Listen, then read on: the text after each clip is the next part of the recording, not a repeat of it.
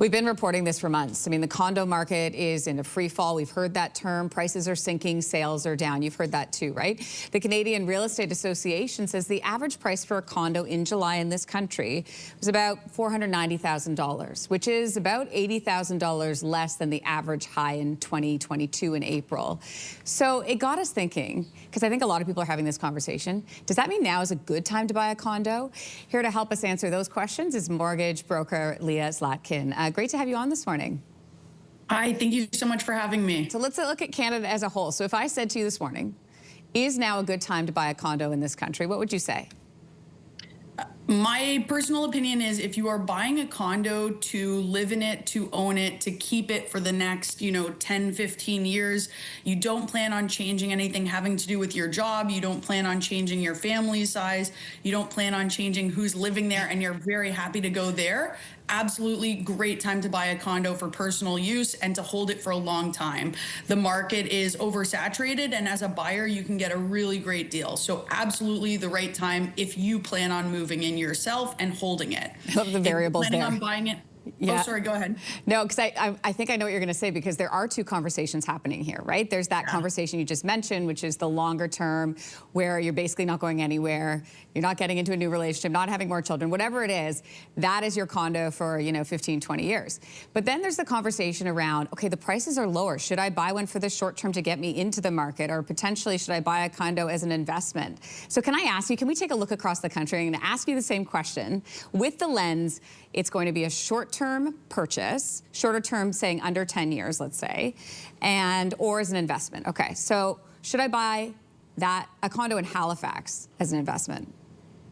At this point in time, and I'm a mortgage broker, so please take that as a caveat. Right now, what I'm seeing is it's not a great time to buy in Halifax as an investment property. The reason for this is that there's been an explosion of rental builds, and it's a very oversaturated market. If you plan on flipping that unit, or you plan on trying to get crazy market rents for it, it may not be the right time for that. Okay, let's turn to Montreal. Is it a good time to buy? Montreal's an interesting one, actually. So out of all the different places in Canada, Montreal has seen better appreciation on the units over time. There's a history of rentals in Montreal. The units are typically larger than you're finding in terms of condos across Canada. And the economy hasn't been so badly impacted. So when you look at the prices of condos in Montreal, they're about 30 to 40% cheaper than they are in other parts of the country. So depending on whether it's the right unit and whether you have the right tenants, Montreal is a maybe. Toronto's market is extremely oversaturated. There's lots of condos hitting the marketplace. There's excessive supply and very little demand from what we're seeing. So again, I wouldn't necessarily buy a Toronto condo as an investment. And that also has to do with, tenancy laws in Toronto and how little people are actually able to charge for rent these days as rent prices come down, and how much power tenants have over landlords. Moving west, what about Calgary?